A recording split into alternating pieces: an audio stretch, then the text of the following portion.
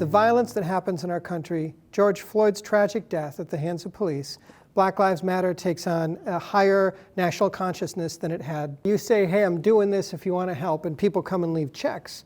Being paid forward into something that you said, well, I can't assuage that, but we can do this together. Right. We can begin to change something together. Right. And your answer was 40 acres and a mule.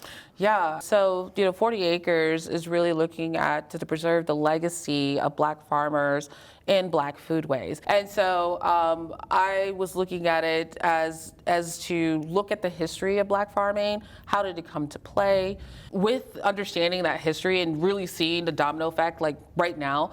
And reading the books, we're still asking the same questions they were asking in the early 1900s. It wasn't right. It was the equity wasn't right. The stories weren't being told correctly, and people were being left out. And I thought this would be an opportunity to not advance me, but to advance the cause and to advance talking about equity and inclusion. And so with 2020 and with George Floyd started happening, before it happened, when we started really dealing with the pandemic and then what happened to George Floyd, I said, we cannot stop talking about this. We have to keep moving forward. We have to understand that this is just not George Floyd. This has been continuously happening and is still continuously happening today.